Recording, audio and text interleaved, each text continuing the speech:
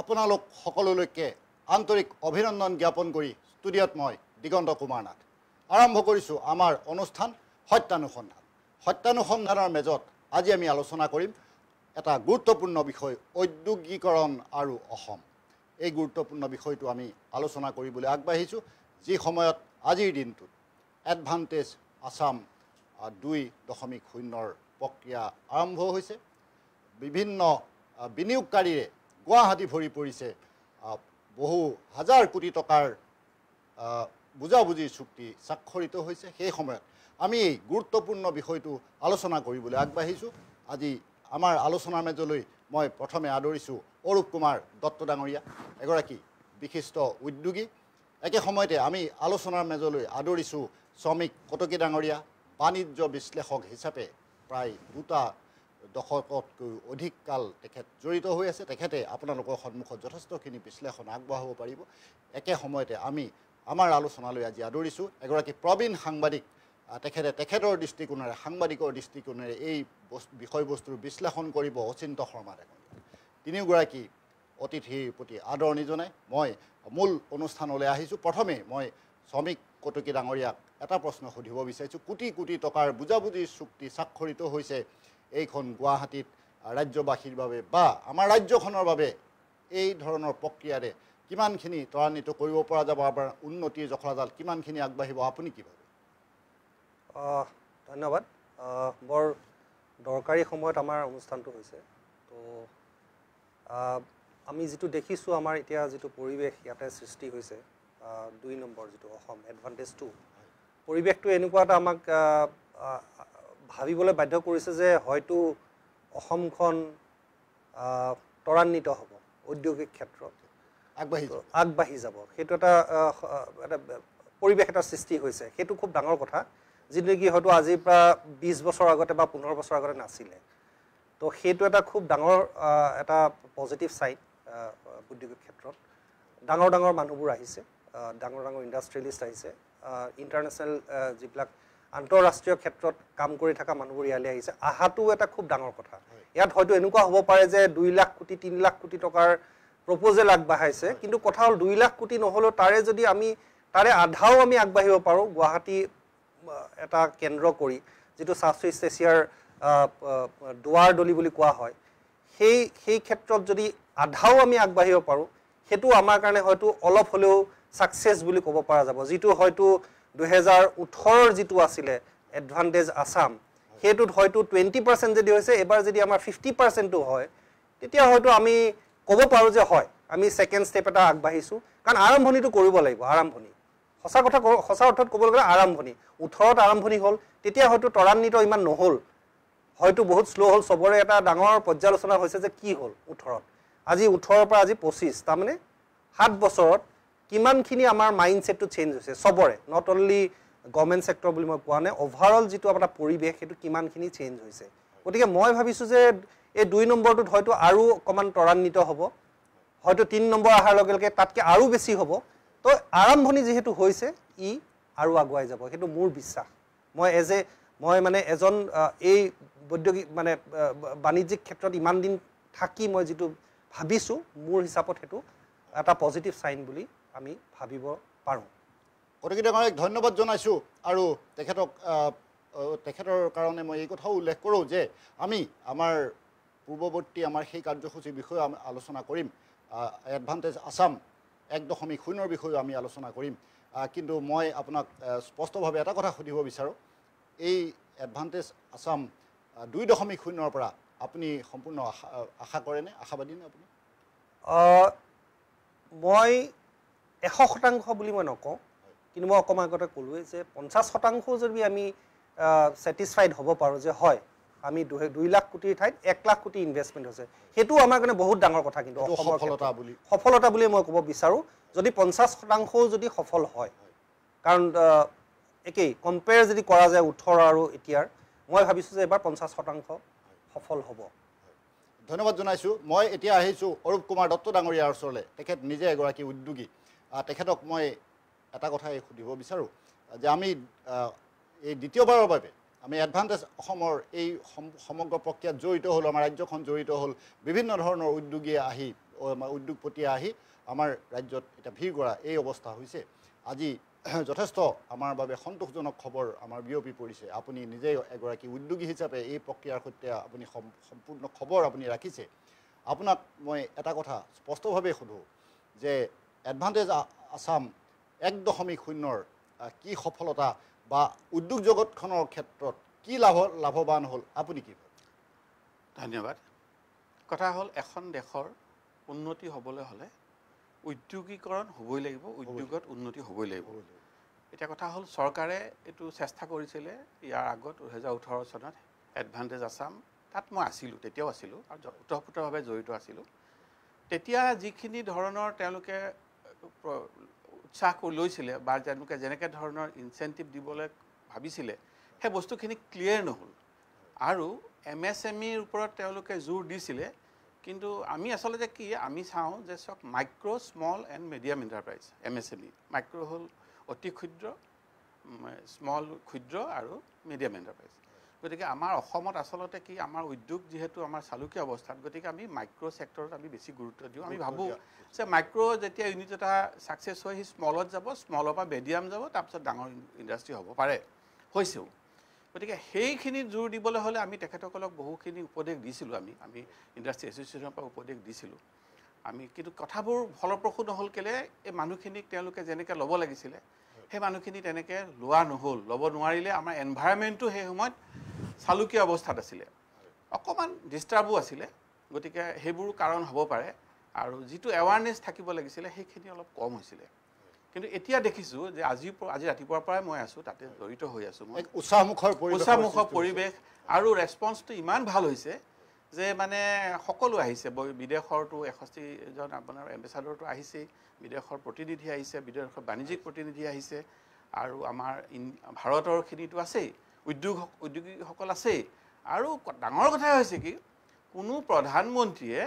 অসমৰ কাৰণে উত্তৰ পূবৰ কাৰণে ইমান চিন্তা কৰা নাছিলে আমাৰ নৰেন্দ্ৰ মোদী মই কোনো পলিটিকেল এজেণ্ডা নাই মই কোনো পলিটিকেল পাৰ্টিৰ মানুহ নহয় মই সম্পূৰ্ণ উদ্যোগৰ লগত জড়িত কিন্তু তেখেতে ইমান এটা আশা লৈ অসমখন যেতিয়া গম পাইছে মই ভাবোঁ তেওঁ অসমৰ বিষয়ে যেতিয়া গম পালে যে ইমান পিছ পৰি আছে অসম এলাগী হৈ আছে তেখেতেও চেলেঞ্জত লৈছে ভাবিছোঁ যে যিহেতু অসমৰ মানুহে মোক ইমান ভাল পায় গতিকে ময়ো অসমখনক কিবা এটা কৰোঁ বা উত্তৰ পূৰ্বাঞ্চলত কিবা এটা কৰোঁ অসমৰ উন্নতি হ'লেহে উত্তৰ পূৰ্বাঞ্চলৰ উন্নতি হ'ব যিহেতু অসমখন দুৱাৰমুখ গতিকে তেখেতে সেইটো এটা মানে যিখিনি কৰিব লাগে বিভিন্ন ধৰণৰ আঁচনি তেওঁলোকে সফল কৰিব লাগে আমাৰ অসমীয়া ভাষাকে তেওঁ ধ্ৰুপদী ভাষালৈ ৰূপান্তৰিত কৰিলে গতিকে এনেকুৱা কিছুমান লৈছে আৰু উদ্যোগীসকলক আকৰ্ষিত কৰিবৰ কাৰণে তেওঁ নিজেই চেষ্টা কৰিছে গতিকে আজি মই দেখা পাইছোঁ আৰু এটা কথা মই কওঁ ভগৱানৰ আমাৰ অসমৰ প্ৰতি ইমান দয়া আছে আমাৰ মা কামাখ্যা মন্দিৰ যেতিয়া আছে মই দেখিছোঁ সকলো উদ্যোগীয়ে ডাঙৰ উদ্যোগীসকল আম্বানী বা এনেকুৱা সকলোৱে কৈছে যে মা কামাখ্যাৰ এই জেগাত আমি কৰিব পাৰিলে আমি ভাল পাওঁ আমি তেখেতসকলে গতিকে আমাৰ সকলো ফালৰ পৰা সুবিধা আছে খালি আমি যদি এটা আমাৰ চিটুৱেশ্যনটো আমি যদি আমাৰ নৰ্মেল হয় আমি যদি ইয়াত উদ্যোগীসকলে কথা হ'ল কি ইনভেষ্ট যেতিয়া কৰিব তেতিয়া তেখেতসকলে বিচাৰিব যে তেওঁলোকৰ পইচাটো ৰিটাৰ্ণো হ'ব লাগিব গতিকে পৰিৱেশ এটা হ'ব লাগিব উদ্যোগিক পৰিৱেশটো হ'ব লাগিব এই পৰিৱেশ কৰিব লাগে আমি গোটেই সকলোৱে মিলি পেলাই পৰিৱেশটো আনিব লাগিব তেতিয়াহে তেখেতসকলে উদ্যোগ কৰিবলৈ আগবাঢ়ি আহিব এতিয়া কি হ'ল আমাৰ ইয়াত নটিফিকেশ্যন থাকে যে অসমত চলাচল কৰিবলৈ বাধা থাকে বিদেশীসকলক গতিকে সেইবোৰ উঠাই ল'ব লাগিব উঠাই ল'লেহে তেওঁলোক আহিব গতিকে এতিয়া কাজিৰঙালৈ আহিছে যথেষ্টখিনি ফৰেইন ডেলিগেটছ গতিকে তেওঁলোকেও গৈ ক'বগৈ নিজৰ কাণ্ট্ৰি তেওঁলোকে যিহেতু এম্বেচাডৰ গতিকে তেওঁলোকে নিজে এটা নিশ্চয় মেছেজ দিব গতিকে এইবোৰ এটা আৰম্ভণি হৈছে আৰু এটা কথা ঠিক মই আজি তেওঁলোকৰ বডি লেংগুৱেজত গম পাইছোঁ ডাঙৰ উদ্যোগীসকলে যে সঁচাকৈ তেওঁলোকে ইনভেষ্ট কৰিব মইতো আশা যে 100% ছাকচেছ হ'ব কাৰণ তেওঁলোকে ইমান এগ্ৰেছিভলি কৈছে আৰু কথা দিছে যে এইটোত আমি কেতিয়াও পাছ নপৰোঁ আৰু মাননীয় মুখ্যমন্ত্ৰী ডাঙৰীয়াৰ কথা কৈছে যে আম্বানী ডাঙৰীয়াই যে তেখেতে গৈ পেলাই কৈছে যে মই খুব কম সময়ৰ ভিতৰত অসমখনক চেঞ্জ কৰিবলৈ মই এটা চেলেঞ্জিং মন লৈ আপোনালোকৰ ওচৰলৈ আহিছোঁ গতিকে মই এটা তেওঁলোকেও ভাল পাইছে যে আমি এইটোত যথেষ্ট সহায় কৰিম আপুনি এইখিনি পৰিৱেশ আনক গতিকে তেখেতসকলক সুবিধাৰ কাৰণে অসমে গোটেইখিনি কৰিবলৈ ওলাইছে আৰু উন্নতি বুলি এটা স্কিম কৰিছে আমাৰ এই নৰ্থ ইষ্ট ষ্টেটৰ কাৰণে প্ৰধানমন্ত্ৰী নিজেই গতিকে সেই স্কিমত বহুতখিনি ইনচেণ্টিভ দিবলৈ লৈছে যে আকৰ্ষিত কৰিবই লাগিব উদ্যোগীসকলে আকৰ্ষিত কৰিলেহে তেওঁলোকে ইনভেষ্ট কৰিব কাৰণ ব্যৱসায়টো ব্যৱসায় তেওঁলোকে ইনভেষ্ট কৰি পেলাই তাৰপৰা ৰিটাৰ্ণো বিচাৰিব আৰু তেওঁলোকে যেতিয়া ইনভেষ্ট কৰিব তেতিয়া আমাৰ ল'ৰা ছোৱালীখিনিয়ে চাকৰি পাব বা কামত ব্যৱহাৰ হ'ব এতিয়া দেখিছোঁ মই আপোনালোকে যদি যায় দেখা পাব যে যিখিনি এক্সিবিশ্যন হৈছে তাত অসমীয়া ল'ৰাই যিখিনি আজি IIT পৰা পাছ কৰিছে বা বিভিন্ন ধৰণে তেওঁলোকে আগবাঢ়ি আহিছে তেওঁলোকে এটা অতি টেকন'লজিৰ ওপৰত তেওঁলোকে বহুত প্ৰডাক্ট উলিয়াইছে ধৰক ড্ৰোন ডিছপ্লে কৰিছে বা আজি এজনক মোৰ ভাল লাগিছে তেওঁ এই যে যিবোৰ আমাৰ কয়লাৰ পৰা যিবোৰ কয়লা লাগে য'ত লাগে তেওঁলোকে কাঠ আৰু বাঁহৰ গুৰিৰ পৰা তেওঁলোকে এটা প্ৰডাক্ট বনাইছে যিটো কয়লাৰ ছাবষ্টিটিউট আমাৰ ৱেষ্ট প্ৰডাক্টৰ পৰা যে এনেকুৱা চিন্তাবোৰ কৰিছে মানে বহু ধৰণৰ প্ৰডাক্ট আমাৰ অসমীয়া ল'ৰাই কৰিছে নতুন চিন্তা কৰিছে গতিকে সেইটো এটা অতি ভাল কথা আৰু মই জানো যে অসমৰ ল'ৰাই একো বেলেগৰ মানে দেশৰ লগত কম্পিটিশ্যন কৰিব নোৱাৰা কোনো কথা নাই আমাৰ সকলো ফালে আছে আমাৰ ল'ৰা আমাৰ যুৱ সমাজ যথেষ্ট জাগ্ৰত এতিয়া যথেষ্ট আগবাঢ়িছে গোটেই পৃথিৱীত আগবাঢ়ি গৈ আছে গতিকে মই ভাবোঁ যে এই চেলেঞ্জটো আমি অসমীয়াই ল'ব পাৰিম আৰু আমি খুব সোনকালে আমি আমি য'ত ভাবিছোঁ সেইটো আমি উপনীত হ'ব পাৰিম আৰু সেইটোৱেই যেনেকৈ নৰেন্দ্ৰ মোদী ডাঙৰীয়াই কৈছে যে মোৰ এটাই আশা A for আছাম এইটো যেন মোৰ কৰিব পাৰোঁ সেয়ে সেইকাৰণে মই যথেষ্ট উৎসাহী তাতে মই এটা অকণমান এড অন কৰিছোঁ মানে কথা হ'ল কি ভাৰতৰো এনেকুৱা হৈছে যে গোটেই দেশখনৰ অসম বা নৰ্থ ইষ্ট উন্নতি নকৰিলে ভাৰতৰ যিটো এটা সপোন যে ৱৰ্ল্ডৰ ভিতৰত থাৰ্ড লাৰ্জেষ্ট হয়তো ছেকেণ্ড লাৰ্জেষ্ট ইকনমি হ'বৰ কাৰণে নৰ্থ ইষ্টখন যদি পিছ পৰি থাকে অকল ইণ্ডিয়াৰ মেইনলেণ্ড ভাৰতখন আগবাঢ়িলে নহ'ব গতিকে নৰেন্দ্ৰ মোদী ডাঙৰীয়াৰ সেইটো এটা ভিজন যিটো আছে তেখেতৰ মানে 2047 সেই ভিজনটোৰ কাৰণে হয়তো নৰ্থ ইষ্টটো আগুৱাই যাবৰ কাৰণে তেওঁ ফ'কাছটো এপিনে দিছে মানে ঘৰখনৰ 4জন ল'ৰা ছোৱালী আছে 4গৰাকীয়ে যদি উন্নতি নকৰে এজন যদি পিছ পৰি থাকে 3জনে হয়তো আগুৱাই নিলেও সেই এজনৰ কাৰণে হয়তো ঘৰখন সেই লেভেলত যাব নোৱাৰিব পিছ পৰি ৰৈ যাব পাৰে সেইটো এটা ভিজন আছে তেখেতৰ যে ভাৰতখন আগুৱাই নিব লাগে সেইটো হয়তো অকণমান সেইটোৱে হয়তো অকণমান এই ক্ষেত্ৰত অকণমান এডিশ্যনেল এটা হেৰি দিছে বুলি ভাবিছোঁ মই ধন্যবাদ জনাইছোঁ দুয়োগৰাকী অতিথিৰ প্ৰতি এতিয়া আহিছোঁ মই আমাৰ অচিন্ত শৰ্মা ডাঙৰীয়াৰ ওচৰলৈ এগৰাকী প্ৰবীণ সাংবাদিক মই শৰ্মা ডাঙৰীয়াক এটা কথা সুধিব বিচাৰিছোঁ সাংবাদিকৰ দৃষ্টিৰে এগৰাকী প্ৰবীণ সাংবাদিকৰ দৃষ্টিৰে আপুনি এইখিনি কেনেধৰণে নহয় ঠিক সাংবাদিক বুলি নহয় মোৰ দৃষ্টিভংগীটো হ'ব একেবাৰে সাধাৰণ মানুহৰ দৃষ্টিভংগী মই উদ্যোগীও নহয় বা ৰাজনীতিবিদ নহয় প্ৰশাসনৰ লগতো জড়িত নহয় এখেতসকলে বহুতখিনি কথা কৈয়ে গৈছে কিন্তু একেবাৰে প্ৰাথমিক কথাটো হ'ল কি যে এই যে পজিটিভ ইনিচিয়েটিভ এডভান্টেজ আছাম আগতো হৈছে এইবাৰো হৈছে গতিকে এই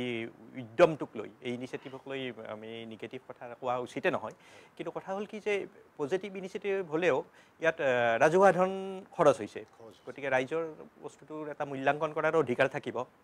আৰু এইটো কথা এখেতসকলে ক'লেই আৰু ময়ো ক'লোঁ যে এডভান্টেজ আছাম 1 প্ৰথম যিটো হৈছিল তাৰ কোনো বিশেষ ভিজিবল ৰিজাল্ট আমাৰ চকুত নপৰিল যে টুইন টাৱাৰ হোৱাৰ কথা বা ব্ৰহ্মপুত্ৰৰ ৱাটাৰ টেক্সি হোৱা কথা ইত্যাদি ধৰণৰ আৰু তেখেতসকলে ক'লে কিয় নহ'ল বা কি হ'ল ক'ৰবাত হেৰি থাকি গ'ল লুপ হোলছ থাকি গ'ল কিন্তু কথাটো হ'ল কি যে এবাৰ নহ'ল বুলি আমি বস্তুটো এৰি দিব নোৱাৰোঁ এইটো এটা কণ্টিনিউৱাছ প্ৰচেছ হৈ থাকিব লাগিব এইবাৰো হয়তো আশা কৰা মতে নহ'ব পাৰে তাৰপিছত আমি হয়তো 3.0 বা সেনেকৈ এটা কণ্টিনিউৱাছ প্ৰচেছত কামটো কৰি যাব লাগিব গ'লে এটা সময়ত আমি আশা কৰা ধৰণে বা আশা কৰাতকৈ অলপ কম হয়তো ইনভেষ্টমেণ্ট আহিব কিন্তু মেইন কথা হৈছে কি মই যিটো ভাবোঁ এতিয়া উদ্যোগীসকলে কি ভাবি আছে তেওঁলোকৰ মনৰ কথা মই নাজানো তেওঁলোক হয়তো আম্বানী আদানী বা যিবিলাক মেজৰ প্লেয়াৰ্ছ আছে তেওঁলোক লাখ লাখ কোটি টকাৰ মানুহ তেওঁলোকে খুব এটা ইনচেণ্টিভ বা তাৰ প্ৰতি বৰ লালায়িত নহয় তেওঁলোকক লাগিব আচলতে কি ইনফ্ৰাষ্ট্ৰাকচাৰ আৰু এনভাইৰনমেণ্ট ইনফ্ৰাষ্ট্ৰাকচাৰ বোলতে মই যিটো বুজিছোঁ উদ্যোগৰ কাৰণে এটা হ'ল যে সমান টান মাটি একেবাৰে ফিনফিনে এই পক্ষীখনৰ নিচিনা সমান নালাগে তেওঁলোকে আৰ্থ মুভাৰ লগাই ঠিক কৰি ল'ব কিন্তু তেওঁলোকক পাহাৰ এখন দিলে নহ'ব যে এইখন কাটি সমান কৰি লৈ আপোনালোকৰ উদ্যোগ বনাওক তাৰপিছত আপোনাৰ যিটো বিদ্যুৎ শক্তি আৰু আজিকালি কানেক্টিভিটি এইখিনি বস্তু সকলোতকৈ বেছি হ'ল ল এণ্ড অৰ্ডাৰটো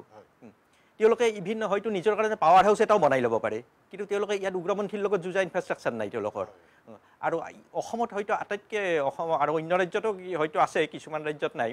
যে আমি আণ্ডাৰগ্ৰাউণ্ড এক্সট্ৰচনিষ্ট যিখিনিক আমি জানো বা আমি পাওঁ তেওঁলোকৰ কথা কওঁ তাৰ লগত যিটো অভাৰগ্ৰাউণ্ড এক্সট্ৰচনিষ্ট আছে আমাৰ চান্দাজীৱীসকল তেওঁলোকৰ পৰা কিন্তু এই উদ্যোগীসকলক মুক্তি নিদিলে উদ্যোগীটো নাহে অহাখিনিও যাব এইটো একেবাৰে খাটাং কথা গতিকে ইয়াৰ কাৰণে টাফ ল বনাব লাগিব আৰু সেই ল এনফৰ্চ কৰিব লাগিব কিবা এটা কাৰণত মানে চৰকাৰে চান্দাজীৱীসকলক অসন্তুষ্ট কৰিব নোখোজে হয়তো কিবা পলিটিকেল কেলকুলেশ্যন থাকে কিন্তু তেওঁলোকক কণ্ট্ৰল নকৰিলে কিন্তু ইয়াত বাণিজ্য নহয় সেইটো একেবাৰে খাটাং কথা শৰ্মা ডাঙৰীয়াক এইখিনিতে মই এটা প্ৰসংগৰ মাজলৈ টানি আনিব বিচাৰিছোঁ আপুনি অকণমান আগতে ক'লেই গোটেই কথাখিনি আপুনি বিশ্লেষণ আগবঢ়াইছে কিন্তু এটা প্ৰসংগ মোৰ মনতো এইমাত্ৰ খেলাইছে যে কংগ্ৰেছৰ শাসনৰ দিনৰ কথা যদি মই ক'বলৈ যাওঁ সেই সময়তো অসমত বহুখিনি উদ্যোগ স্থাপন হৈছিলে আৰু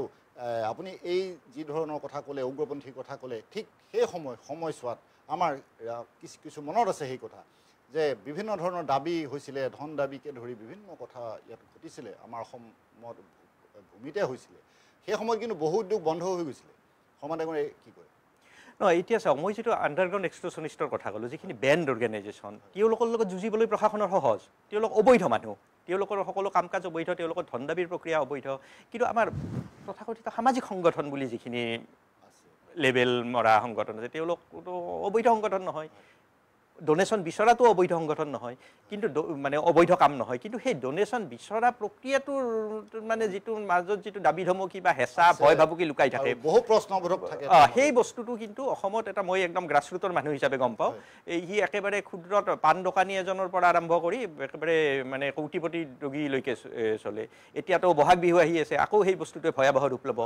আপুনি ৰাস্তাত যাব নোৱাৰা হ'ব গাড়ীয়ে ঘূৰি পইচা খোজাৰ পৰা আৰম্ভ কৰি এই ডোনেশ্যন কালচাৰটো বন্ধ কৰিব নোৱাৰিলে মানে ডোনেশ্যন মানে যিটো মই অভাৰগ্ৰাউণ্ড এক্সট্ৰচন বুলিয়ে কওঁ এইটো ডোনেশ্যন বুলি নকওঁৱে এই বন্ধ কৰিব নোৱাৰিলে কিন্তু মানে উদ্যোগৰ এনভাইৰমেণ্ট মোৰ মতে ইয়াত উদ্যোগ বা বাণিজ্য এই এনভাইৰমেণ্টটো প্ৰায় অসম্ভৱ মানে আৰু এটা কথা মই সেইটা ক'ব খুজিছোঁ আপুনি যিহেতু ক'লে যে আগৰ চৰকাৰৰ দিনত যিটো উদ্যোগৰ কথাত মই একবাৰ খুবেৰে কওঁ যে আগৰ চৰকাৰ কংগ্ৰেছ চৰকাৰৰ দিনৰ শেষৰখন যিখন কেবিনেট মিটিং হৈছিলে তাত আমাৰ অসমত এখন মাৰ্কেটিং ছাপৰ্ট স্কিম আছিলে APSP Assam preferential store purchase act সেই একখনৰ মতে কি যে অসমত প্ৰডাক্ট কৰা আমাৰ সৰু সৰু মাইক্ৰ' ইণ্ডাষ্ট্ৰীবিলাকে যিবোৰ প্ৰডাক্ট প্ৰডিউচ কৰে সেই প্ৰডাক্টবিলাক ষ্টেট গভৰ্ণমেণ্টে পাৰ্চেজ কৰে গতিকে তেওঁলোকে সেইখিনি ষ্টেট গভৰ্ণমেণ্টে সেই প্ৰডাক্টখিনি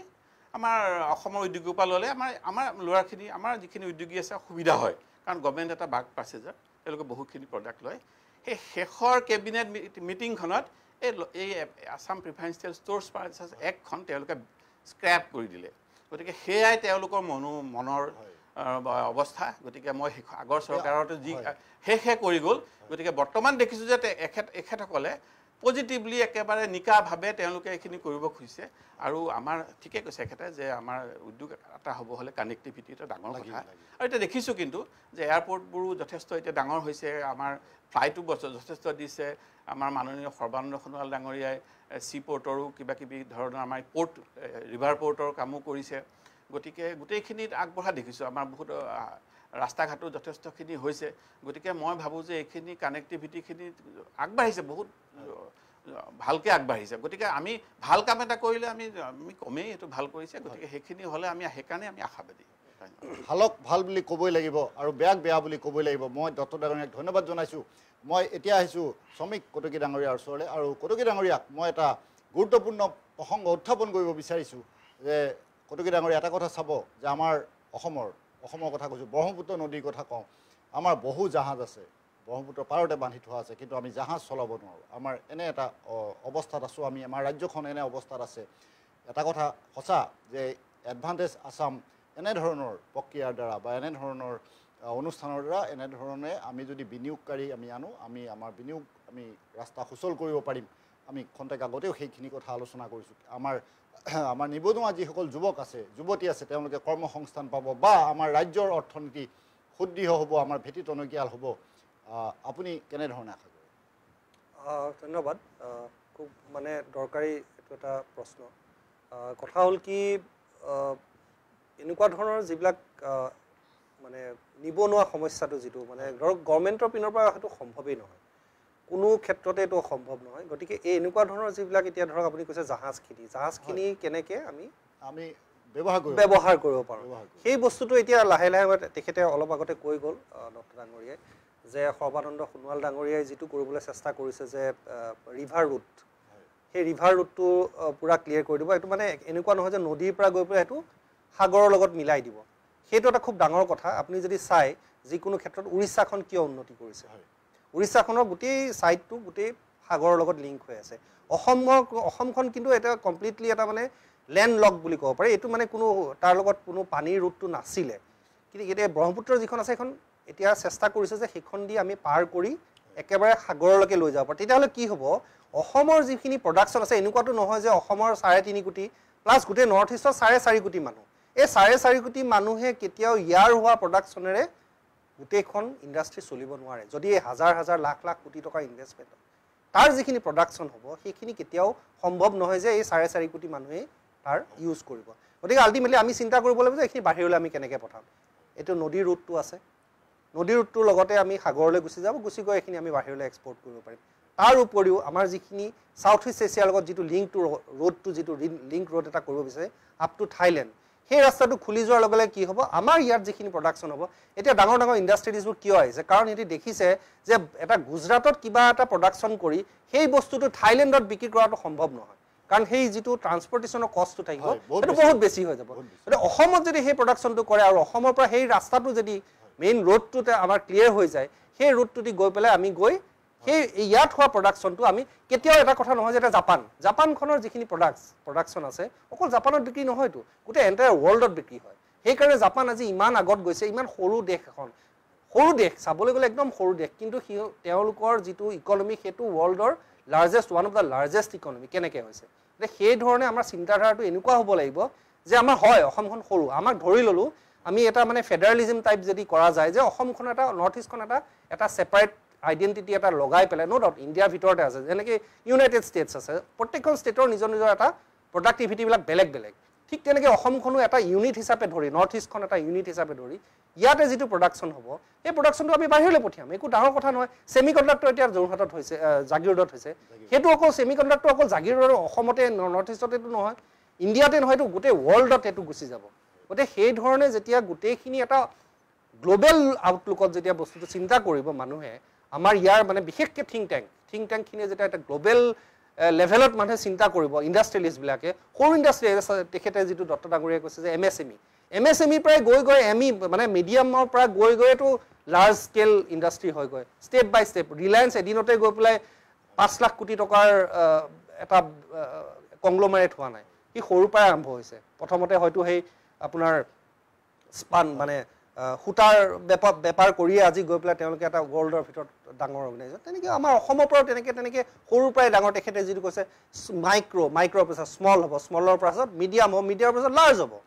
ঠিক তেনেকৈ অসমৰ পৰাই সেইটো কিয় ভাবিব নোৱাৰে আৰু অসমত এনেকুৱা ধৰণৰ মানুহ বহুত আছে যিয়ে সেই ধৰণৰ আৰু অসমৰ বাহিৰত গুচি গৈছে কাৰণ অসমত সেইখিনি সুবিধা নাছিলে অসমৰ পৰাই অসমীয়া ল'ৰাই আজি বাহিৰত গৈ বহুত ডাঙৰ কাম কৰি আছে সেইবোৰ অসমলৈ ঘূৰি আহিব ন নিজৰ জেগাত যদি কাম কৰিবলৈ পায় নিজৰ জেগাত যদি ইনভেষ্টমেণ্ট কৰিবলৈ পায় নিজৰ জেগাত যদি সুবিধা পায় কিয় নাহিব ঘূৰি সেইবোৰ মানুহে গোটেই গ্ল'বেল আউটলুক এটা থাকিব চবৰে সেই আউটলুকত অসমখনক বহুত আগুৱাই নট অনলি মই অসম বুলি নকওঁ নৰ্থ ইষ্ট বুলি ক'ম অসমখন পিছতে ডিভাইড কৰি গ'ল নৰ্থ ইষ্টখন ডিভাইড হৈ পেলাই হ'ল এতিয়া অসম টুকুৰা হ'ল কিন্তু আমি ধৰি ল'ম যে সাত ভনী যিটো হ'ব 7 ভনীয়ে হৈ থাকিব গতিকে সেই হিচাপে মই ভাবিছোঁ যে এই বস্তুটো যদি আগবাঢ়ি যায় মই এইটো এদিনৰ কথা কোৱা নাই এইটো লং টাৰ্ম আজি প্ৰথমতে 5 বছৰ পৰিকল্পনা তাৰপিছত 10 তাৰপিছত 50 তাৰপিছত 100 মানে পৰিকল্পনাটো দীৰ্ঘম্যাদী হ'ব লাগিব short term as well as long term কিছুমান বস্তু শৰ্ট টাৰ্ম চিন্তা কৰিবলৈ কিছুমান লং টাৰ্ম চিন্তা কৰিবলৈ যিবোৰ নেকি প্ৰত্যেকটো অৰ্গেনাইজেশ্যনৰ প্ৰত্যেকজন ইণ্ডাষ্ট্ৰিয়েলিষ্টে সেই ধৰণে সপোন দেখি পেলাই লাহে ষ্টেপ বাই ষ্টেপ আগবাঢ়ি যায় সেই বস্তুটো যদি অসমত হয় সকলো ধৰণৰ সমস্যা দূৰ হ'ব আৰু তেতিয়া এই যিটো এই তেখেতে যিটো ক'লে যে আমাৰ যিটো সেই ধন দাবী কৰা সেইটো যেতিয়া মানুহ ব্যস্ত হৈ যাব চবৰে এটা নিজৰ এমপ্লয়মেণ্ট জেনেৰেট হৈ যাব লাহে সেইবোৰো বন্ধ হৈ যাব আৰু অলপ ওচৰত চবতে আছে আপুনি নাভাবিব যে বম্বেত নাই বম্বেতো আছে গুজৰাটত নাই আছে তাতো আৰু যিটো ধৰক এই ফেষ্টিভেলৰ সময়ত বিহুৰ সময়তে ডিমাণ্ড আহিলে সেইটোতো আপোনাৰ বম্বেটো এতিয়া যদি আপুনি গণেশ পূজা আৰম্ভ কৰে তাতো সিহঁতি হয়তো অসমতকৈ বহুত ডাঙৰকৈহে পাতে কিন্তু তথাপিতো তাহাঁতৰ আছে ৰিচোৰ্চ আছে সেইটো কাৰণে হয়তো গোটেই টোটেল ইনকমৰ 2% প্ৰফিটৰ 2% এটা আমি এইবোৰত দি দিলোঁ যিটো CSRত কৰে কৰ্পৰেট যিটো ছ'চিয়েল ৰেছপনচিবিলিটি এইটো প্ৰফিটৰ 2% এটা সমাজৰ কাৰণে দিব লাগে সেই বুলি ধৰি ল'লে হ'ল যে আমি 2% এটা টোটেল প্ৰফিটৰ 2% এটা আমি এইবোৰত দি দিলোঁ ছ'চাইটিৰ কাৰণে কোনোবাই ফেষ্টিভেল পাতে কাৰণ ফেষ্টিভেলটো আমাৰ কাৰণে দৰকাৰ মানুহৰ মনৰ আনন্দ নাথাকিলে কেতিয়াও ইন'ভেশ্যন নাহে থিংকিংটো মানুহৰ সংকীৰ্ণ হৈ যায় যেতিয়া আনন্দ ফূৰ্তি থাকে সেইটোৱে কিন্তু মানুহৰ মনবোৰ খুলি দিয়ে খোলাৰ ফলত কি হয় মানুহৰ ইনোভেশ্যনটো বাঢ়ি যায় গতিকে এনেকুৱা নহয় যে আমি একেবাৰে আনন্দ ফূৰ্তি কৰিবই নালাগে সেইটো আমাৰ জীৱনৰ এটা এটা খুব দৰকাৰী এটা অংশ এটা কিন্তু এইটো নহয় যে গোটেই বছৰটোৱে আমি আনন্দ কৰিলোঁ আপুনি যদি আগৰ চিন্তা কৰে বিহু যে আমি পাতো কিয় পাতো কাৰণ আমাৰ সেইটো সময়ত কাম বন আগতে নাছিলে খেতি বাতি হৈ গ'ল চপাই মেলি ল'লে তাৰপিছত আপোনাৰ আজৰি হোৱা সময়ত আমি আনন্দ ফূৰ্তি আজৰি কৰিলোঁ তাৰপিছত আকৌ কামত আৰম্ভ কৰিলোঁ সেই তেনেকুৱা ধৰণে যদি আগবাঢ়িছে আমি ভাবিছোঁ যে অসমখন বুলিয়ে নহয় গোটেই নৰ্থ ইষ্টখনে বহুত আগবাঢ়ি যাব আৰু মই এটা কথা ক'ব খুজিছোঁ তেখেতে ঠিকেই কৈছে সঁচা কথা সেইটো গতিকে আমি আমাৰ ফেষ্টিভেলখিনি আমিতো আমাৰ সাংস্কৃতিক দিশটো জীয়াই ৰাখিব লাগিব গতিকে আমি আজিকালি এতিয়া কি হৈছে আমি নিজে অকলে নোৱাৰা হৈছোঁ কাৰণ আমাৰ পৰিৱেশ তেনেকুৱা নথকা হ'ল গতিকে আমি যদি লগ হৈ আমি কিবা এটা পাতোঁ যদি ভাল মনেৰে কৰোঁ আমিতো দাবী নকৰাকৈ যদি ধন লওঁ আৰু এটা কথা চৰকাৰে সেইটো কৰা দেখিছোঁ যে পুৰণা বিহু অনুষ্ঠানবিলাকৰ লগত এটা পইচা দিয়া আৰম্ভ কৰিছে আৰু তেনেকৈ পূজা কমিটিবিলাকলৈও দিছে সাহায্য গতিকে সেইটো এটা তেখেতসকলৰ পৰাও ইনিচিয়েটিভ লৈছে গতিকে সেইটো এটা ভাল লক্ষণ গতিকে আমি পজিটিভলি লৈ যদি আমি কৰোঁ এইখিনি আমি ৰাখিব লাগিব একেধৰণে আমাৰ ঝুমুৰ নৃত্য কালি যেনেকৈ অনুষ্ঠিত হৈ গ'ল তাত অংশগ্ৰহণ কৰা শিল্পী কলা কৌশলী সকলোকে সাহায্য আগবঢ়োৱাৰ তেনেধৰণৰ এটা প্ৰক্ৰিয়া আৰম্ভ হৈছে এইখিনি আমি আদৰণীয় কথা মই দত্ত ডাঙৰীয়াক আৰু এটা কথা সুধিব বিচাৰোঁ যে আমি এটা কথা গম পাই আছোঁ আমি বিনিয়োগকাৰী আহিছে অসমত ঘূৰি আছে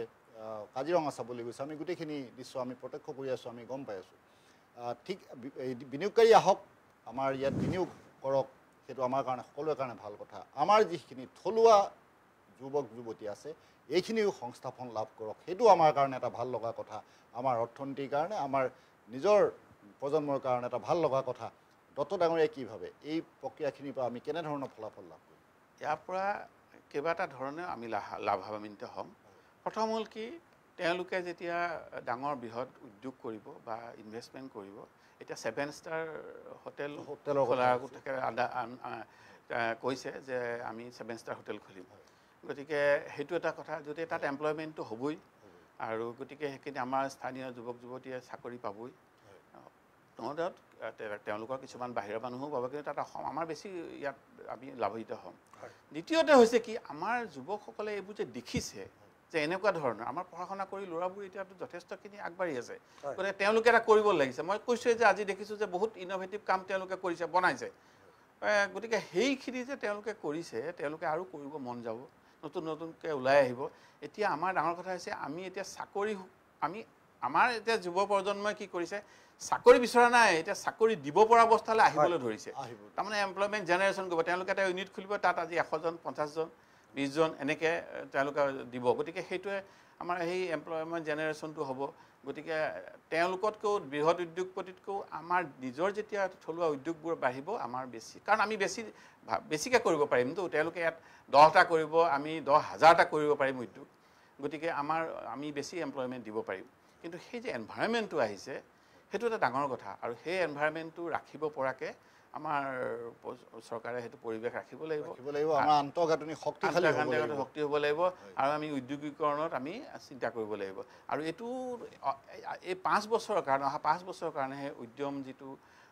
এটা স্কিম ৰাখিছে গতিকে সেইটোত যথেষ্টখিনি সুবিধা দিছে ঠিকে কৈছে আপুনি কৈছিলে যে দক্ষতা বিকাশৰ হয় গতিকে তাতে বহুখিনি সুবিধা দিছে আৰু এটা কথা কৈছে তেখেতে ঠিকেই যে ডাঙৰ কোম্পানীবিলাক এখেতে কৈছিলে যে এই যে ইনচেণ্টিভৰ কাৰণে নাহে তেওঁলোকক সুবিধা দিব লাগে মই ভাবোঁ যে চৰকাৰে সেইটোতো আৰম্ভ কৰিছেই আৰু দিছেই এতিয়া যেনেকৈ জাগিৰোডত ছেমি কণ্ডাক্টৰৰ কাৰণে ইমান ডাঙৰ এটা প্লট তেওঁলোকে এৰি দিলে দিবই লাগিব কাৰণ সেইখিনি সুবিধা নিদিলে কোনো উদ্যোগী নাহে গতিকে আমি প্ৰথমে হ'ল আমাৰ বাতাবৰণটো সৃষ্টি কৰিব লাগিব আমি প্ৰকৃতি সকলোৱে সৰলতাৰে আমি এইখিনি কাম কৰি যাব লাগিব ইয়াত কোনো পলিটিক্সটো ইয়াৰ মাজত আহিব নালাগে যে আমুকে কৰিলে তামুকে নকৰিলে সেইটো নহয় চবেই যদি প্ৰত্যেক দল সংগঠন চবেই যদি হাত ওলায় কাৰণ আমাৰ এটাই হ'ব লাগে যে অসমখন উন্নতি কৰিব লাগে আমি আগতে কি হয় আমাৰ বাহিৰত দেশত আমাৰ ল'ৰা ছোৱালী গ'লে ইটিকিং কৰে বিভিন্ন ধৰণৰ শব্দৰে ব্যতিব্যস্ত কৰে গতিকে সেইবোৰতো আমি অলপ দিনৰ আগলৈকে শুনি আছিলোঁ কিন্তু চাওক কাৰোবাৰ এক মানে মনৰ জোৰত বা তেখেতসকলে যিখিনি ইনিচিয়েটিভ লৈছে আমাৰ সেইখিনি অলপ কমি আহিছে অলপ চিন্তা কৰা হৈছে যে নৰ্থ ইষ্টৰ মানুহক অকণমান জোকাই ল'লে অকণ প্ৰব্লেম হ'ব এই ভাৱটো যেতিয়া আহিছে তেওঁলোকে অকণমান সাৱধান হৈছে মই দেখিছোঁ এইটো চেঞ্জ হৈছে গতিকে সেইবোৰ ভাল লক্ষণ গতিকে আমাক যিবোৰ তলত ভাবিছিলে এতিয়া আমি যে সিমান নহয় আমাৰ ইয়ালৈ তেওঁলোক আহিছে আহি গম পাইছে যে এনেকুৱা নহয় তাৰমানে গতিকে ইয়াত বিনিয়োগ কৰিব কৰে জিন্দালে আজি কৈছে যে তেওঁলোকৰ গ্ৰুপে তেওঁ কৈছে যে মোৰ ককা তিনিচুকীয়াত আছিলে গতিকে তিনিচুকীয়াৰ পৰা মই সৰুতে আহিছিলোঁ কিন্তু ভবা নাছিলোঁ যে অসমখন এনেকুৱা ইমান বোম্বেৰ পৰা আইডিয়া কৰিব পৰা নাই গতিকে এতিয়া আহি তেওঁলোকে গম পাইছে গতিকে সেইটো তেওঁলোক মনৰ ভাৱ যে মই তিনিচুকীয়াত আছিলোঁ বা তেওঁৰ এটা এফেকশ্যন আছে টান আছে গতিকে এইবোৰ লৈ আমি এইবোৰে সমল এইবোৰ লৈ মেলি আমি মানে কি যে পানীত পৰিলে যে খেকুটা এটাকো ধৰিব লাগে আমি এনেকুৱা ল'ব লাগিব যে আমি এতিয়া পানীত পৰিছোঁ আমি যাকে পাওঁ তাকে লৈ মেলি আগবাঢ়ি যাব লাগিব তেনেকৈ এখেতে হেৰিয়ে কোৱাৰ নিচিনা যে জাপান ইমান কম পপুলেশ্যনত ইমান GDP কিয় ইমান বাঢ়িছে ইমান ধনী দেশ কিয় ভয় কৰে সকলোৱে যি নাগাচাকি হিৰোশ্বিমা শেষ কৰি পেলাইছিলে কিন্তু তেখেতসকলে চেলেঞ্জত লৈছে এতিয়া গতিকে এইবোৰ দেশৰ তুলনাত আমি কেতিয়াও পাছ কৰি থাকিব নালাগে ভিয়েটনামখন চাওকচোন মই অলপ দিনৰ আগতে ভিয়েটনামলৈ গৈছিলোঁ গৈ মই মানে আচৰিত পালোঁ তেওঁলোকৰ যি সমৰ কলা তেওঁলোকে আমেৰিকা ফ্ৰান্সৰ নিচিনা দেশক উন্নত দেশক তেওঁলোকে হৰুৱাইছে মানে কি তেওঁলোকে এনেকৈ হৰুৱাইছে তেওঁলোকে মানে এই তেওঁলোকৰ যুদ্ধ কলা তেওঁলোকৰতো আৰ্মছ তেনেকুৱাতো ছফিষ্টিকেটেড নহয় তেওঁলোকে গৰিলা যুদ্ধ কৰি মাটিৰ তলত সোমাই সৰু সৰু টানেলত কৰি এটেক কৰি পেলাই মানুহ পাইলটবিলাকক বন্ধ কৰি ৰাখিছে জেলত তাহাঁতৰ ভৰাই থৈছে বহু পাইলট যেতিয়া আমেৰিকা ফ্ৰান্সৰ ভৰাই থ'লে তেওঁলোকে লাহে লাহে তেওঁলোকৰ লগত আণ্ডাৰষ্টেণ্ডিঙত আহিবলগীয়া হ'ল কিন্তু তেওঁলোকক কোনো একো কৰিব নোৱাৰে গতিকে কথা হ'ল কি জোৰ থাকিলেই নহ'ব শক্তি থাকিলেই নহ'ব বুদ্ধি লাগে লাচিত বৰফুকনে সেইটো আমাক দেখাই গৈছে আমাৰ এজন লাচিত বৰফুকনে চাক্ষু প্ৰমাণ গতিকে আমি যদি সেইবোৰ আৰ্হি লৈ পেলাই আমি যদি সূক্ষ্মভাৱে লৈ পেলাই আমি যদি কষ্টৰে কামটো কৰোঁ অনেষ্টলি যদি কৰোঁ মই ভাবোঁ অসম আৰু এতিয়া বহুত আগবাঢ়িছে মই সঁচাকৈ ভবা নাছিলোঁ মই অলপ দিনৰ আগতে যি পৰিৱেশ আছিলে এতিয়া ইমান ফাষ্ট হৈছে গতিকে এইটোতো ভালৰ লক্ষণ ভালটো ভালেই আৰু ডাঙৰীয়াক ধন্যবাদ জনাইছোঁ তেখেতে যথেষ্ট গুৰুত্বপূৰ্ণভাৱে এইখিনি তথ্য আপোনালোকৰ সন্মুখত আগবঢ়াইছে আমাৰ স্কিল ইউনিভাৰ্চিটিৰ বাবে 250 কোটি টকাৰ বিনিয়োগ সম্পন্ন হৈছে ৰিলায়েন্স কোম্পানীয়ে 50,000 কোটি টকাৰ বিনিয়োগ কৰাৰ প্ৰতিশ্ৰুতি দিছে ঘোষণা কৰিছে আদানী গ্ৰুপে 50,000 কোটি টকাৰ বিনিয়োগ কৰাৰ কথা ঘোষণা কৰিছে একে সময়তে বেদান্ত গ্ৰুপে 50,000 কোটি টকাৰ বিনিয়োগ কৰাৰ কথা ঘোষণা কৰিছে টাটা পাৱাৰে 30,000 কোটি টকা বিনিয়োগৰ কথা ঘোষণা কৰিছে লীলাৱতী ফাউণ্ডেশ্যনে 150 কোটি টকা বিনিয়োগৰ কথা ঘোষণা কৰিছে এটা গুৰুত্বপূৰ্ণ কথা আমাৰ ৰাজ্যখনৰ বাবে এইটো এটা জাকত জিলিকা কথা আমাৰ ভাল লাগিব লগা কথা মই দত্ত ডাঙৰীয়াক ধন্যবাদ জনাইছোঁ এতিয়া আহিছোঁ মই শৰ্মা ডাঙৰীয়াৰ ওচৰলৈ যে আগতেও কিন্তু আমাৰ এডভান্টেজ অসম 1.0লৈ যদি ঘূৰি চাওঁ এনেধৰণে তেতিয়াও বিনিয়োগৰ বহুখিনি কথা আছিলে ধৰক আমি যদি টুইন টাৱাৰৰ কথালৈ আমি চাওঁ বা আমাৰ ব্ৰহ্মপুত্ৰৰ পাৰে দুই পাৰে পথ নিৰ্মাণ হোৱাৰ কথালৈ আমি চাওঁ সেই কথাখিনি কিন্তু আমাৰ এতিয়াও কোনো ধৰণৰ নাবাঢ়িল নহ'ল শৰ্মা ডাঙৰীয়াই কি ভাবে নহয় ইয়াত মেইন হ'ল ষ্টেজ হ'ল তিনিটা এটা হ'ল আপোনাৰ এচুৰেঞ্চ তাৰপিছত বুজাবুজিৰ চুক্তি আৰু এক্সুৱেল ইনভেষ্টমেণ্ট এখেতসকলে যিটো কৈছে যে যদি 2.5 লাখ কোটি টকাৰ ইনভেষ্টমেণ্ট আহিছে তাৰ যদি 20% হয় তথাপিও 50,000 কোটি টকাৰ এটা ইনভেষ্টমেণ্ট আৰু অসমৰ নিচিনা সৰু ৰাজ্য এখনৰ কাৰণে বহুত ডাঙৰ এমাউণ্ট সেইটো আধামান হ'লেতো আৰু ভাল 1,25,000 কোটি টকাৰ যদি ইনভেষ্টমেণ্ট হয় সেইটো বহুত ভাল এতিয়া আগৰ যিখিনি এচুৰেঞ্চ আছিল সেইখিনি কিয় নহ'ল সেইটোতো আমি এতিয়া চৰকাৰৰ ভিতৰৰ মানুহে গম পাব হয়তো ফ'ল' আপবিলাক ভালকৈ নহ'ল বা ইনভেষ্টমেণ্ট কৰিব খোজাসকলে পিছত কিবা কিবি প্ৰব্লেম দেখিলে সেনেকুৱা বহুত হ'ব পাৰে মই এতিয়াও কৈছোঁ যে এইটো এটা নিৰৱচ্ছিন্ন প্ৰক্ৰিয়া হ'ব লাগিব যে নহ'ল আৰু আমি বাদ দিলোঁ এডভান্টেজ আছাম পাতি লাভ নাই সেনেকৈ নহয় লাভ নহ'লে এইটো পাতি থাকিব লাগিব ক্ৰমাগতভাৱে লাভ হ'ব এইটো কিন্তু আমি মেইনলি হাৰ্ডলছখিনি আঁতৰাব লাগিব এতিয়া হাৰ্ডলছৰ বিষয়ে কিছু কথা আমি পাতিলোঁ আৰু দুটামান কথা হ'ব তেতিয়া ৰৈ গ'ল এখেতে যিটো ক'লে যে অসমৰ উৎপাদন বা নৰ্থ ইষ্টৰ উৎপাদিত বস্তুৱে অকল নৰ্থ ইষ্ট মাৰ্কেট পালেই নহ'ব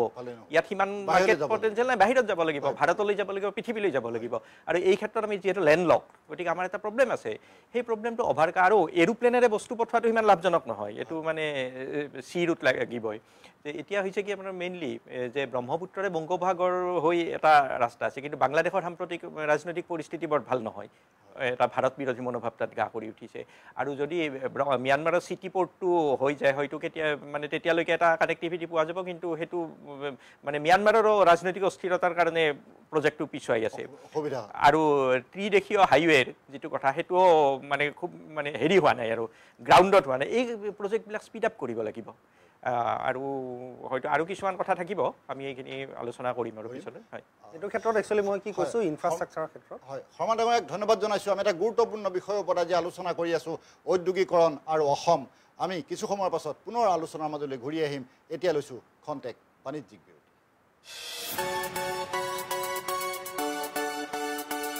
ৰঙাপাৰাবাসীৰ বাবে সুখবৰ আপুনি যদি দুচকীয়া বাহন ক্ৰয় কৰিব বিচাৰিছে তেন্তে এতিয়াৰ পৰা আৰু চিন্তাৰ কোনো প্ৰয়োজন নাই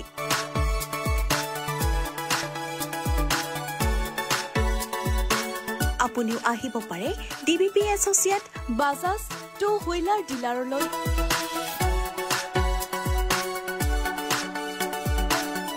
আমাৰ ঠিকনা হৈছে ৱাৰ্ড নং ৮ ঠাকুৰবাৰী ৰোড ডাকঘৰ ৰঙাপাৰা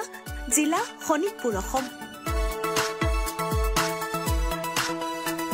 আমাৰ যোগাযোগ নম্বৰ হৈছে 9435707133 আৰু 9707967285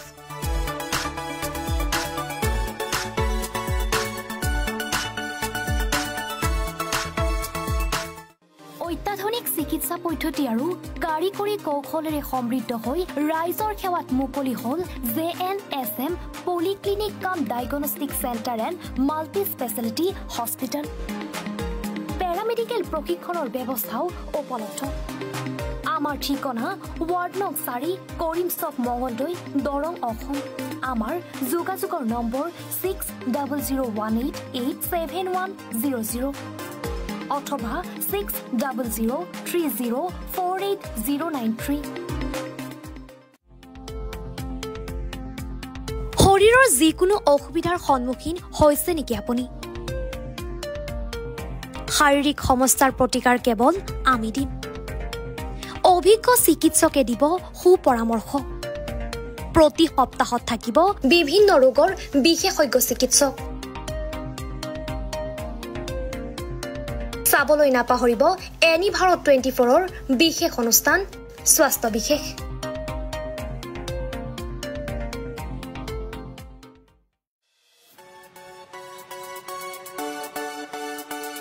ৰঙাপাৰাবাসীৰ বাবে সুখবৰ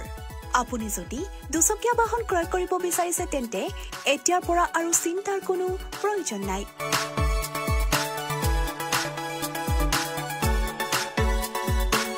আপুনিও আহিব পাৰে DBP associate Bajaj two wheeler ডিলাৰলৈ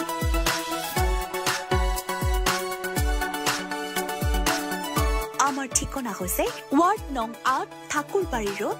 ডাকঘৰ ৰঙাপাৰা জিলা শোণিতপুৰ অসম আমাৰ যোগাযোগ নম্বৰ হৈছে 9435707133 আৰু 9707967285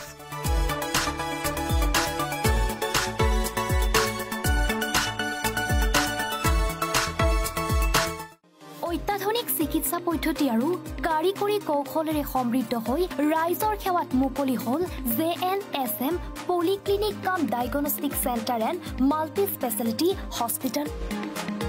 পেৰামেডিকেল প্ৰশিক্ষণৰ ব্যৱস্থাও উপলব্ধ আমাৰ ঠিকনা ৱাৰ্ড নং 4 কৰিম চক মঙলদৈ দৰং অসম আমাৰ যোগাযোগৰ নম্বৰ 6001887100 অথবা 6003048093 শৰীৰৰ যিকোনো অসুবিধাৰ সন্মুখীন হৈছে নেকি আপুনি শাৰীৰিক সমস্যাৰ প্ৰতিকাৰ কেৱল আমি দিম অভিজ্ঞ চিকিৎসকে দিব সুপৰামৰ্শ প্ৰতি সপ্তাহত থাকিব বিভিন্ন ৰোগৰ বিশেষজ্ঞ চিকিৎসক চাবলৈ নাপাহৰিব এনি ভাৰত 24ৰ বিশেষ অনুষ্ঠান স্বাস্থ্য বিশেষ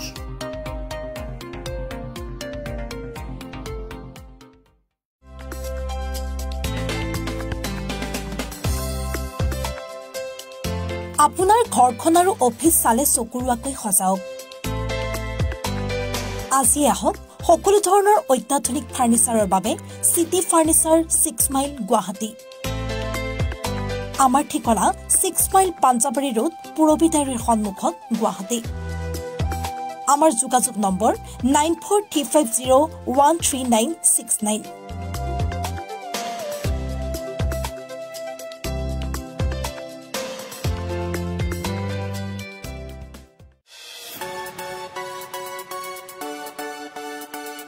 ৰঙাপাৰাবাসীৰ বাবে সুখবৰ আপুনি যদি দুচকীয়া বাহন ক্ৰয় কৰিব বিচাৰিছে তেন্তে এতিয়াৰ পৰা আৰু চিন্তাৰ কোনো প্ৰয়োজন নাই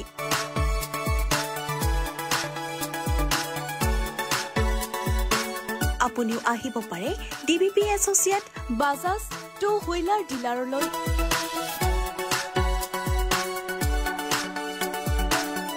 আমাৰ ঠিকনা হৈছে ৱাৰ্ড নং ৮ ঠাকুৰবাৰী ৰোড ডাকঘৰ ৰঙাপাৰা জিলা শোণিতপুৰ অসম আমাৰ যোগাযোগ নম্বৰ হৈছে 9435707133 আৰু 97079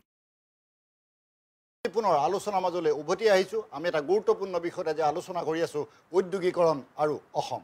এই বিষয়ে তিনিগৰাকী অতিথিৰ সৈতে আমি আলোচনা কৰি আছোঁ মই এবাৰ আহিছোঁ শ্ৰমিক কটকীৰ ওচৰলৈ আৰু তেখেতক এটা গুৰুত্বপূৰ্ণ প্ৰসংগৰ মাজলৈ মই লৈ যাব বিচাৰিছোঁ তেখেত যেহেতু বাণিজ্যৰ বিশ্লেষক দীৰ্ঘকাল এই বিষয়ৰ সৈতে তেখেত জড়িত হৈ আছে তেখেতে বাণিজ্যৰ বিষয়ে ভালকৈ উপলব্ধি কৰিব পাৰে জানে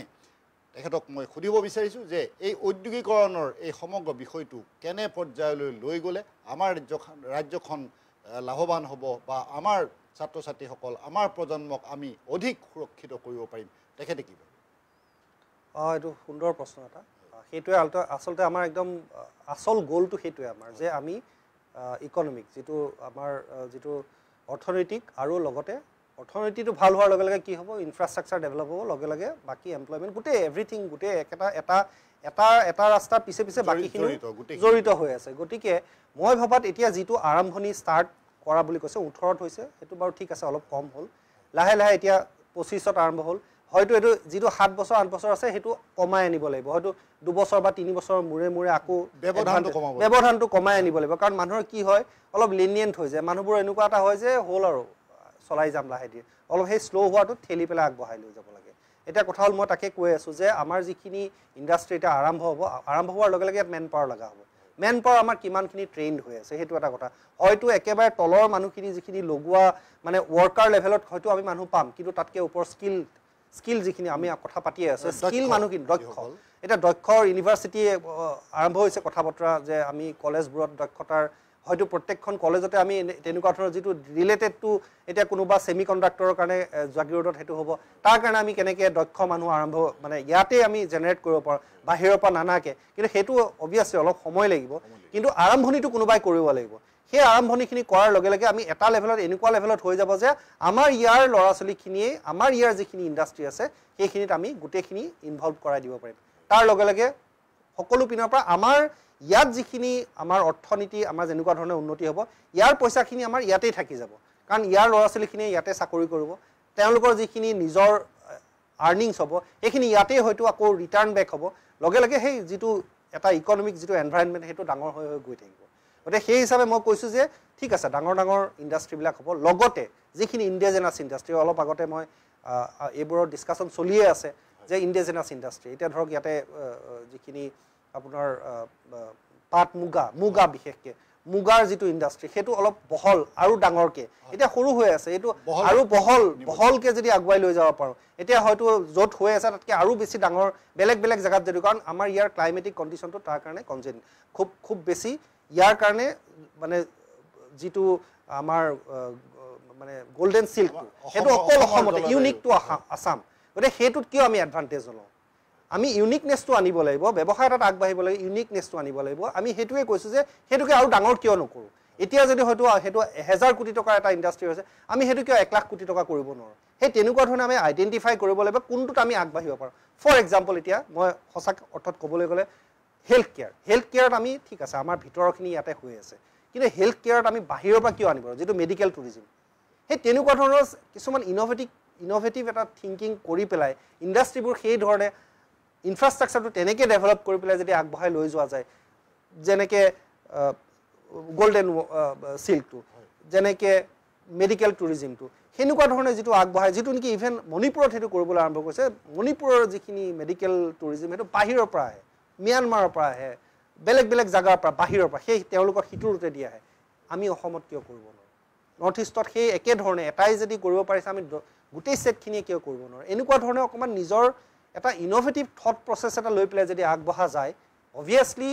গোটেইখিনি সব ক্ষেত্ৰতে আমাৰ আগবাঢ়ি যোৱাত কোনো সন্দেহেই নাথাকে সেইটো ক্ষেত্ৰতে মই এটা কথা বাৰে বাৰে কম যে লিডাৰশ্বিপটো খুব ইম্পৰ্টেণ্ট আমাৰ লিডাৰশ্বিপটো যদি ভাল হয়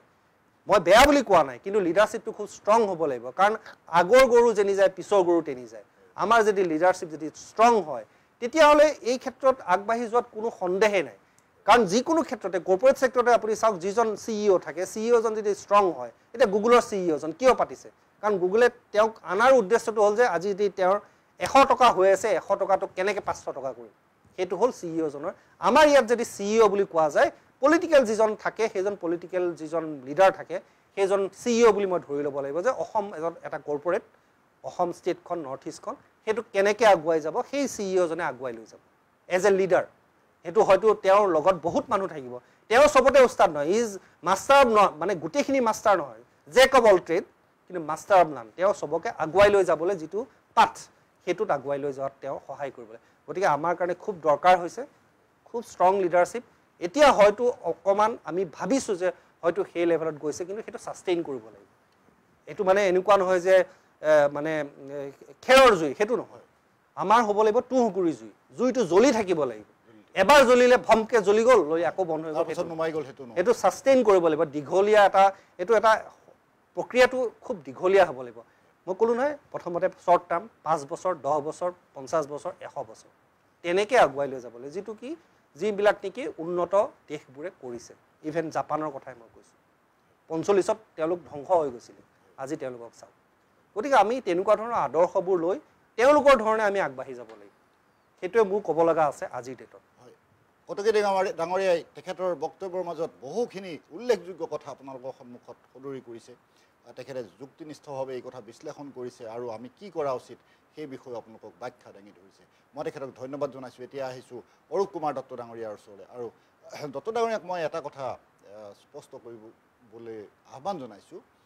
এটা কথা লক্ষ্য কৰক যে এই অনুষ্ঠানত বা এডভান্টেজ আছাম 2.0 ইয়াত প্ৰধানমন্ত্ৰী ডাঙৰীয়াৰ মাননীয় প্ৰধানমন্ত্ৰী ডাঙৰীয়াৰ অংশগ্ৰহণে আমাক উৎসাহিত কৰিছে আমাৰ বহুখিনি আমাৰ উদ্যোগৰ লগত জড়িত ব্যক্তিক উৎসাহিত কৰিছে আমাৰ অসমৰ ৰাজ্যক উৎসাহিত কৰিছে দত্ত ডাঙৰীয়াক মই এই প্ৰসংগটো আনিব বিচাৰিছোঁ যেতিয়া গুজৰাটত তেখেত মুখ্যমন্ত্ৰীৰ দায়িত্বত আছিলে তেতিয়া সেই ৰাজ্যখনে উদ্যোগীকৰণৰ ক্ষেত্ৰত এক নতুন দিশলৈ গতি কৰিছিলে সেই কথা সমানেই সঁচা আমি সেই কথা সকলোৱে মানিব লাগিব আৰু সেইগৰাকী বৰ্তমান প্ৰধানমন্ত্ৰী আৰু সেই প্ৰধানমন্ত্ৰীয়ে আহি নিজে উদ্যোগ লৈছে এই সমগ্ৰ প্ৰক্ৰিয়াৰ দত্ত ডাঙৰীয়াই কি বুলি ভাবে আমি সেই পথৰে আমি কেনেধৰণে আগবঢ়া উচিত যোৱাকালি মাননীয় প্ৰধানমন্ত্ৰী ডাঙৰীয়া এষাৰ কথা কৈছিল আপোনালোকে নিশ্চয় মন কৰিছে জমুৰ নৃত্যত যে অসমৰ ৰাইজে এটা নিশ্চয় জানে যে অসম চাহত আমি বহুখিনি আগবাঢ়ি গৈ আছোঁ আৰু তেওঁ নিজেই কৈছে যে মই এই চাহৰ ওপৰত মুঠকৈ জনা মানুহ কোনো নাই এজন চাহলাতকৈ জনা মানুহ কোনো নাই কিমান এটা সূক্ষ্ম কথা এটা কৈছে মই তাক আৰু ইলাবৰেট কৰাৰ দৰকাৰ নাই গতিকে তেখেতে ইমান সৎভাৱে লৈছে গোটেই ছিষ্টেমটো গতিকে এজন মাননীয় প্ৰধানমন্ত্ৰীয়ে যদি ইমান সৰলতাৰে সৎভাৱে যদি এনেধৰণে ব্যাখ্যা কৰে তেতিয়াহ'লে আমাৰ মনত আশাৰ সঞ্চাৰ হয় গতিকে মই সেইটোৱেই ভাল পাইছোঁ যে সেইজন প্ৰধানমন্ত্ৰীয়ে এতিয়া আমাৰ অসমৰ তেখেতে কৈছে যে অসমৰ ব্ৰেণ্ড এম্বেচাডৰ মই কিমান ডাঙৰ কথা কৈছে চাওকচোন উত্তৰ পূবৰ ব্ৰেণ্ড এম্বেচাডৰ মই আমি গৌৰৱ নহয় আমাৰ উত্তৰ পূবক এটা সময়ত দেখিবই নোৱাৰিছিলে দেখোন সঁচা কথা এইটো আগৰ আজি কংগ্ৰেছৰ দিনত কি কৰিছিলে নাহিয়াৰ দৃষ্টিৰে চাইছিলে আমাক MP চিটটোৰ কাৰণে এজনক বাহিৰৰ পৰা দিল্লীৰ পৰা আনিব আমাৰ MP চিটটো লৈ পেলাই তেওঁ ইয়ালৈ নাহে আৰু সেইবোৰ দিন যেতিয়া আছিলে গতিকে সেইখিনিতো আমি পাহৰি যোৱা নাই গতিকে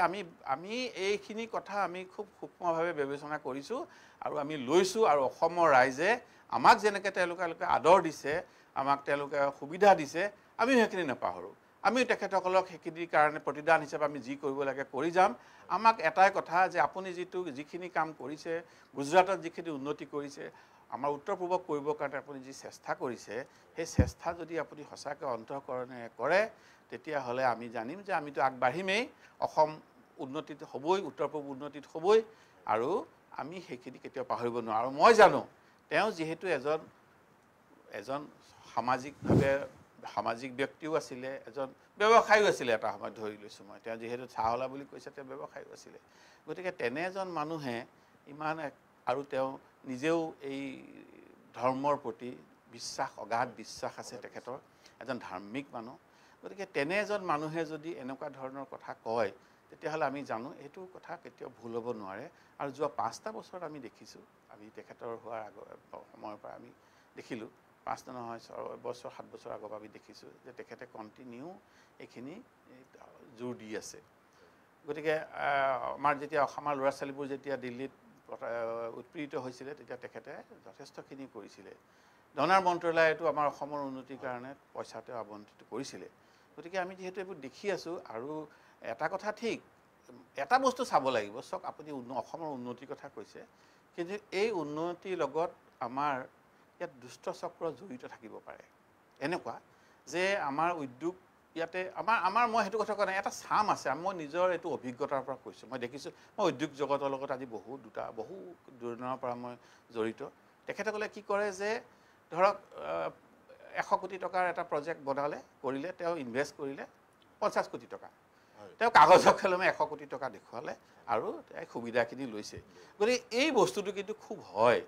এটা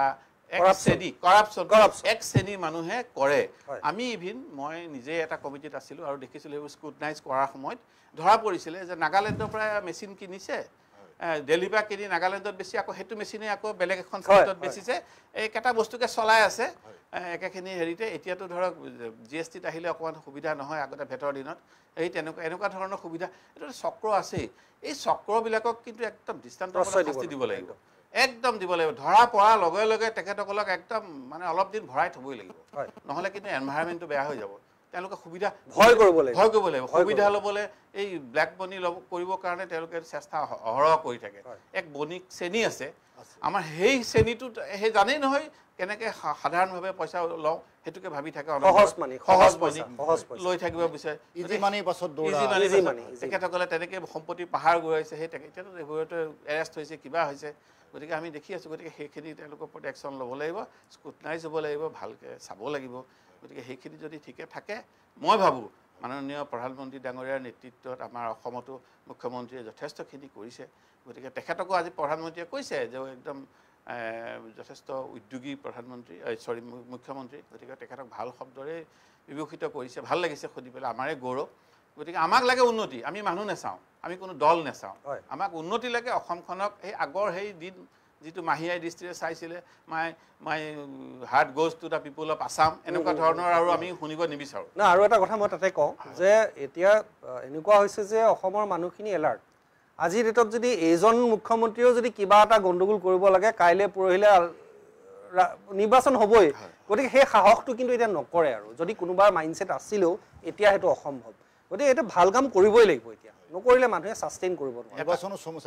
এটা সময়ত আমি খুব শুনিছিলোঁ 60-40 আৰু সঁচাকৈ পুৰা 60-40 মানে 60% কাম কৰিব আৰু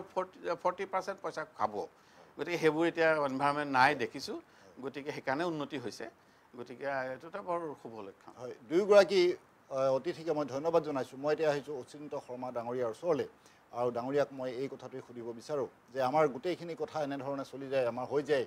আৰু এটা কথা অৱশ্যে অকণমান আগতে মনত পেলাই দিলে মোৰ পাঠক ডাঙৰীয়াই কটকী ডাঙৰীয়াই যে নিৰ্বাচন আহিছে গতিকে নিৰ্বাচনত আমাৰ ৰাইজৰ শক্তিৰ আকৌ পৰিচয় পোৱা যাব তেনেধৰণৰ কথাও আহিছে নে নিৰ্বাচনৰ আগত আকৌ এনেকুৱা ধৰণৰ ঘটনাবিলাক হয় নেকি সেইটো এটা ডাঙৰ কথা গুৰুত্বপূৰ্ণ কথা এৰাব নোৱাৰা কথা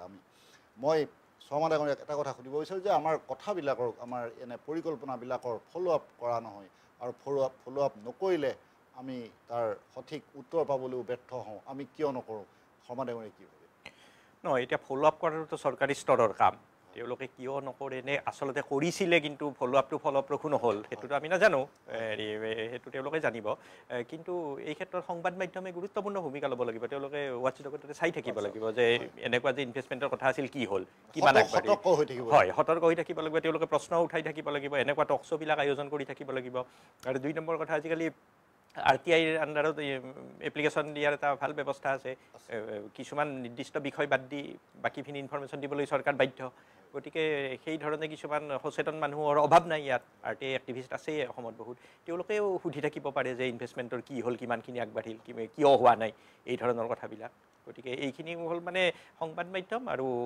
সতৰ্ক ৰাইজ দৃষ্টি লাগিব। যে মানে দৃষ্টি কামটো কিন্তু ৰাইজ বা সংবাদ মাধ্যমৰ নহয়, কামটো চৰকাৰৰ কাম। কিন্তু চৰকাৰে যদি ৱাটছডগ এটা থাকিব লাগে। কৰা নাই, ৱাটছডগৰ ভূমিকাটো ল'বই লাগিব সংবাদ মাধ্যমে বিশেষকৈ। আৰু এই ক্ষেত্ৰত আচলতে এইটো মানে যিটো আমাৰ অপজিশ্যনটো ষ্ট্ৰং হ'ব লাগিব, অপজিশ্যন ষ্ট্ৰং হ'ব লাগিব, মানে কাৰণ সেইটো খুব ডাঙৰ কথা। আমাৰ ইয়াত আকৌ এনেই আননেচেচাৰী কিছুমান অদৰকাৰী কথাত লাগি থাকে, কিন্তু আচলতে দৰকাৰী কথাখিনিত যদি অপজিশ্যন ষ্ট্ৰং হয়, সেইটো অপজিশ্যন নিজৰ কাৰণেও সেইটো তেওঁলোকৰ কাৰণেও ভাল, সেইটো যে ৰাইজে ভাবিব যে এইটো হয়। আৰু এটা আমাৰ ইয়াত আৰু এটা সুবিধা হৈছে যে আপুনি যি RTI মাৰি দেখোন বহু কিবা কিবি হৈ গৈছে। গতিকে সেইবোৰ সুবিধা যে লয় এক শ্ৰেণীৰ মানুহে, গতিকে সেইটোকো মই এই মানে ইনফৰমেশ্যন কমিশ্যনাৰক অনুৰোধ জনাইছোঁ যে ইয়াত অকণমান তেখেতে যিহেতু পুলিচৰ লগতে আছিলে, তেওঁ DGP হৈ আছিলে, গতিকে তেখেতে জানিব এই ক্ষেত্ৰত। গতিকে অকণমান চকু ৰাখিব লাগে যে এনেকুৱা ধৰণৰ RTI এক্টিভিটিজ যিসকলে মানে এই টকা ঘটাৰ এটা আহিলা হিচাপে লৈছে, এইবোৰৰ কথাই আমাৰ গোটেই এনভাইৰনমেণ্টটো নষ্ট কৰি পেলাইছে। গতিকে মই ভাবোঁ এইবিলাকো চকু ৰাখক। আৰু এতিয়া কি হৈছে, ৰাইজ সজাগ হ'ব লাগে। আৰু এতিয়া হৈছে কি যে আমাৰ ছ'চিয়েল মিডিয়া বা এইবিলাক যথেষ্ট উন্নত, পটককৈ সহজ, ইমান সহজ নহয়। গতিকে পটককৈ নিউজ আহি যায়, গতিকে ইমান পটককৈ কৰিব নোৱাৰিব, এতিয়া পটাপট ধৰা পৰে। গতিকে মই ভাবোঁ যে সূক্ষ্মভাৱে বিশ্লেষণ কৰি ৰাইজে সেইটো চকু ৰাখক। ধন্যবাদ জনাইছোঁ। মই এতিয়া আহিছোঁ শ্ৰমিক কটকী ডাঙৰীয়াৰ ওচৰলৈ, আৰু তেখেতক এটা গুৰুত্বপূৰ্ণ বিষয় মই সুধিব বিচাৰিছোঁ। মই পুনৰ ঘূৰি যাব বিচাৰিছোঁ এডভান্টেজ আছাম 1.0লৈ। সেই সময়ৰ কথা আপোনাক ক'বলৈ বিচাৰিছোঁ যে সেই সময়ত এই এডভান্টেজ আছাম ইয়াৰ নামত বা ইয়াৰ পাছত কেইখনমান বাছ কিনা হ'ল, 2 কোটি টকীয়া বাছ কিনা হ'ল। এগৰাকী IPS বিষয়া, মই নামটো নকওঁ, তেখেতৰ দায়িত্বত এটা বিভাগ আছিলে, সেই IPS বিষয়াগৰাকীও গুচি গ'ল। তেনেধৰণৰ ঘটনাবিলাক হ'ল। আৰু পাছত গোটেই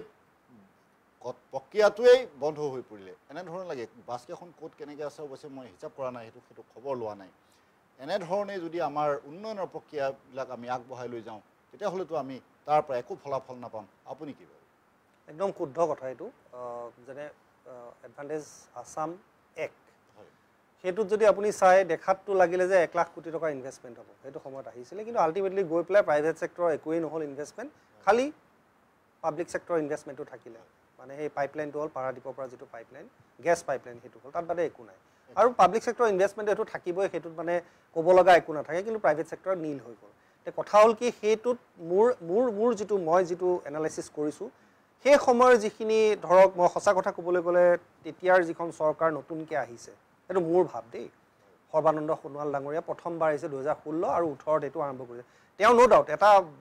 মাইণ্ডছেট আছিলে, এটা সপোন আছিলে, ন' ডাউট। কিন্তু তেওঁক সেই বেকআপটো তেওঁৰ সেইটো সময়ত হয়তো মোৰ লাগিছে যে নাছিলে সেই সময়খিনিত। মানে এডমিনিষ্ট্ৰেটিভ বেকআপ, যিটো এই ফ'ল' আপ, যিটো তেখেতে কৈ আছে যে বেকআপটো, যিটো ফ'ল' আপটো নাই, বা 1 লাখ কোটি টকা যে কোনোবাই কমিটমেণ্ট দিলে, MOU কৰিলে, তাক কোনে আগবঢ়াব? কাৰণ তেওঁলোকৰ ডাঙৰ ডাঙৰ ইণ্ডাষ্ট্ৰিয়েলিষ্টবোৰ কেনেকুৱা এটা হয় যে তেওঁলোকে বিভিন্ন জেগাত তেওঁলোকৰ প্ৰজেক্টবোৰ থাকে। গতিকে কোনোবা এজনে যদি পিছত লাগি নাথাকে, সেই প্ৰজেক্টটো তল পৰি যায়। তাৰোপৰি মানে কেনেকুৱা আছিল, এতিয়া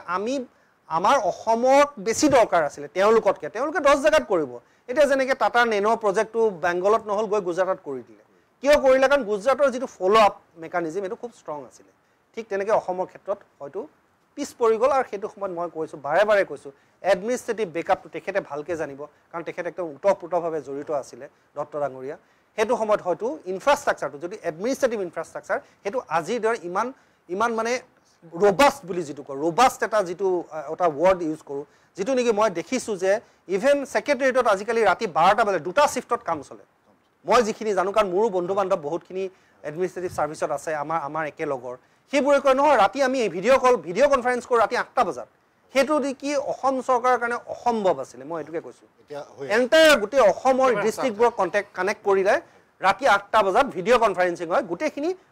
পলিচি মেকাৰ্ছবিলাক যিবিলাক আছে, senior ACS officer, IAS officer, তেওঁলোকক বহাই লয়, 12টা বজালৈকে কাম কৰে। তাৰমানে কি, এইটো এটা কৰ্পৰেট লেভেলত, আমি কৰ্পৰেট ছেক্টৰত মই এটা সময়ত মই বহুতখিনি কাম কৰি আহিছোঁ। আমি ৰাতি কেতিয়াবা 10টা বজাতো মিটিঙত বহিবলগীয়া, কিবা এটা প্ৰব্লেম আহিছে, পিছদিনালৈ আমি নাৰাখোঁ, সেইদিনাখনে খতম কৰিব লাগিব।